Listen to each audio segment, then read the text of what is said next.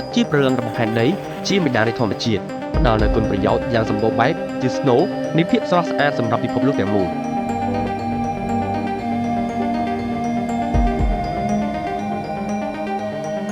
ទឹកជាប្រភពនៃជីវិតចាំបាច់សម្រាប់ទ្រទ្រង់ជីវិតប្រចាំថ្ងៃក្នុងក្រុមគ្រួសារជាផ្នែកដ៏សំខាន់ក្នុងការជំរុញសេដ្ឋកិច្ចការអភិវឌ្ឍពិសេសការរកទទួលទានប្រចាំថ្ងៃក្នុងសហគមន៍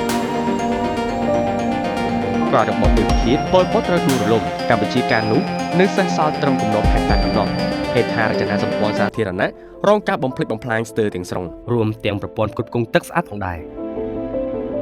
យ៉ាងណាជាមួយកិច្ចខិតខំប្រឹងប្រែងរបស់រាជរដ្ឋាភិបាលជាច្រើនទសវត្សរ៍កន្លងមកនេះកម្ពុជាបានក្លាយជាប្រជាជាតិពេញដោយការអភិវឌ្ឍគ្រប់វិស័យក្នុងនោះវិស័យទឹកស្អាតក៏ត្រូវបានអភិវឌ្ឍឥតឈប់ឈរក្នុងទស្សនវិស័យជួយសម្រួលដល់សហគមន៍ពលរដ្ឋខ្មែរគ្រប់ទីកន្លែងជួយពួកគាត់ទទួលបានទឹកស្អាតសម្រាប់ប្រើប្រាស់ទទួលទាននិងសម្រាប់អាជីវកម្មប្រចាំថ្ងៃ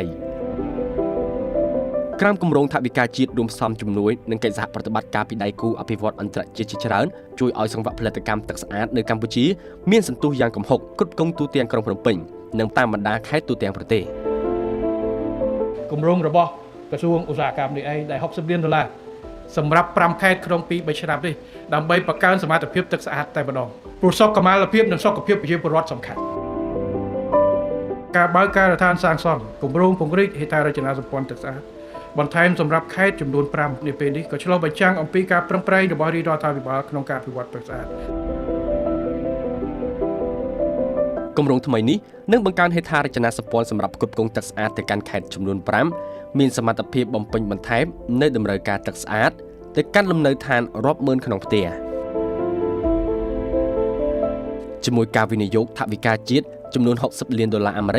នឹងជួយពង្រីកហេដ្ឋារចនាសម្ព័ន្ធបណ្ដាញផ្ដល់សេវាកម្មទឹកស្អាតកាន់តែទូលំទូលាយមួយកម្រិតទៀតគម្រោងពង្រីកបណ្ដាញទឹកស្អាតនេះដែរនឹងផ្ដល់ផលប្រយោជន៍ជាច្រើនដល់ពលរដ្ឋក្នុងសហគមន៍នៃខេត្តទាំង5ចាប់ពីស្វាយរៀងដល់មណ្ឌលគិរីកំពង់ធំពោធិ៍សាត់និងកំពតផងដែរ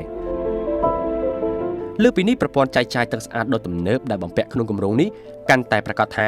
ទឹកដែលចែកចាយទៅកាន់លំនៅឋានពលរដ្ឋសាលារៀននិងកន្លែងអាជីវកម្មផ្សេងៗគឺស្ថិតក្នុងស្តង់ដារសុវត្ថិភាពទឹកស្អាតពិធីបើកការដ្ឋានអនុវត្តគម្រោងពង្រីកបណ្ដាញទឹកស្អាតនាពេលនេះបានក្លាយជាព្រឹត្តិការណ៍ដ៏សំខាន់មួយក្នុងទស្សនវិស័យអភិវឌ្ឍហេដ្ឋារចនាសម្ព័ន្ធទឹកស្អាតរបស់រាជរដ្ឋាភិបាលដើម្បីប្រកាសថាកម្ពុជានឹងមានទឹកស្អាតប្រើប្រាស់គ្រប់ទីកន្លែងនាអនាគតខាងមុខការផ្គត់ផ្គង់ទឹកស្អាតក្នុងក្របខ័ណ្ឌទូទាំងប្រទេសបានកើនឡើង 80% ពីប្រមាណ309 លានម៉ែត្រគូបក្នុងឆ្នាំ2018ដល់ប្រមាណ556 លានម៉ែត្រគូបក្នុងឆ្នាំ2025សម្រាប់ការប្រើប្រាស់ទឹកស្អាតសម្រាប់កុមារនិងមនុស្សចាស់វាមានអត្ថប្រយោជន៍ច្រើនដូចជាកាត់បន្ថយនៃហានិភ័យនៃជំងឺរាគរូសពិសេសកុមារតូចៗចាក្នុងនាមខ្ញុំជាគ្រូនៅពេលដែលឃើញគាត់មានសុខភាពល្អប្រើប្រាស់ទឹកនឹងឲ្យមានសុខភាពល្អខ្ញុំជាគ្រូមានអារម្មណ៍ថាសប្បាយចិត្ត